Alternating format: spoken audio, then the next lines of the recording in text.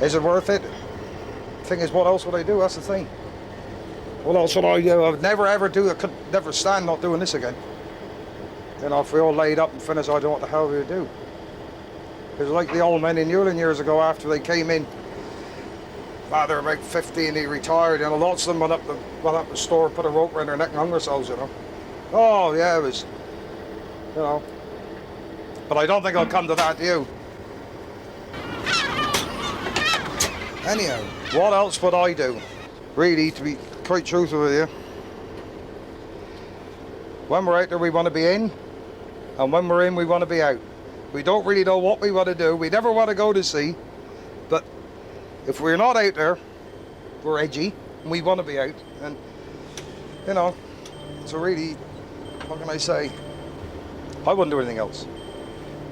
To be quite truthful with you, I just love it out here, and that's it. I just love it.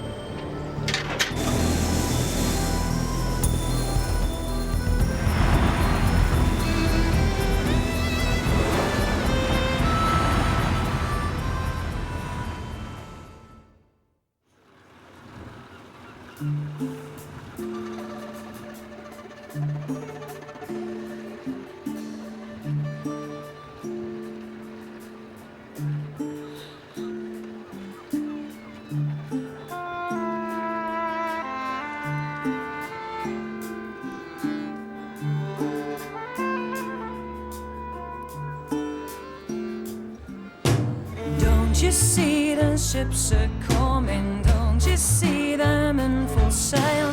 Don't you see the ships are coming with the prizes at the tail? Oh, my little rolling sailor, oh, my little rolling he. How I love my rolling sailor when he's on a rolling sea. He's on a rolling, rolling, when he's on a rolling sea. But it's slightly easier mentally not having to have all the aggravation of paperwork, phoning in here, fax in there. Now all that, at my time of life, do I need that? Do I need that? None of it. I don't need it. I'm too old to be on the deck. You've got somebody alongside you who's 30, and you can really feel it sometimes, you know? You know, like sometimes you come up with the fisherman, you climb that ladder, you're dragging your legs up. And I know people think, well, it can't be that bad, but it is sometimes, you know. But I'm very fortunate aboard of the ship, because they know I'm an old timer, and they keep letting me know that. The boys are pretty good. Let me do that, Granfer. And I said, well, all right, by all means, carry on. But they're a good gang, really. They're a good gang.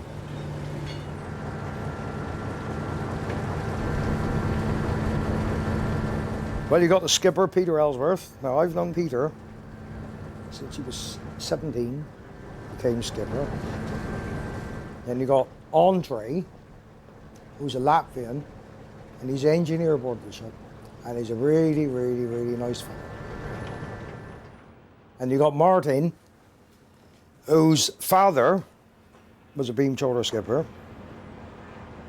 And you got Simon. Simon looked after the cooking. Simon's an Irish boy, came here a few years back on one of the Irish beamers and stayed. And then there's the old fella at the end of it. And that's me. Now, you know everything you want to know about me now. I can't tell you no more.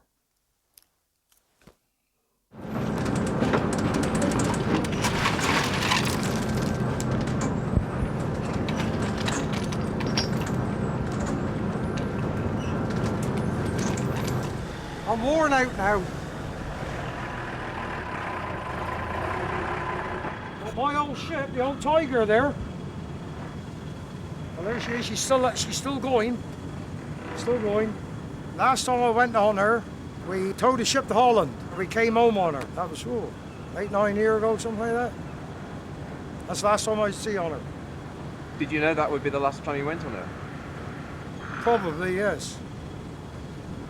what did that feel like? Oh, I don't. Well, you do get attached to them, you know what I mean? You do.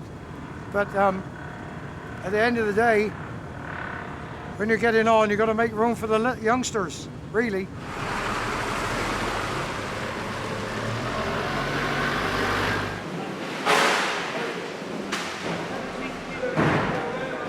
The industry is pretty good at the minute. We're managing the stock better. Talking about conservation. We've introduced into the trawls now panels to allow small fish to go through. The weather to conserve our fish here, because we cannot always get out. Sometimes you're in for a fortnight, that's left alone. So really, you know, you're allocated X amount of days at sea per year. You never use them. The battle we got here is the fuel and the weather. Now the weather, you cannot do anything about that. If Gordon Brown said, now look, we don't want to lose our fishing industry. What we need to do is cut the price of fuel somewhat. If they could do that, I think that would be very good for all concerned.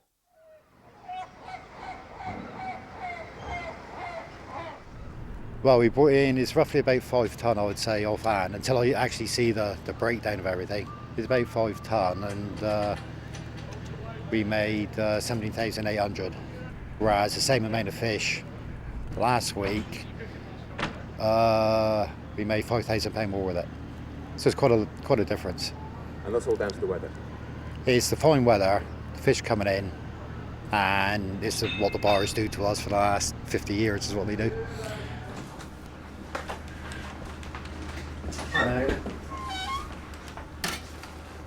Right, okay. Thanks a lot. Bye now.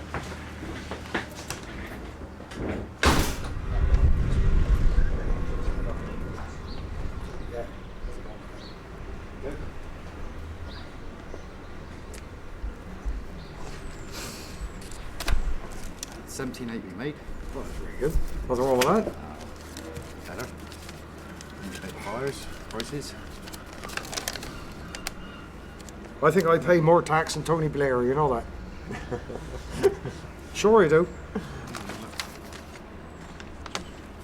Before Christmas, these here were up 13 to 14 pound a kilo. Dabs were 25p. See?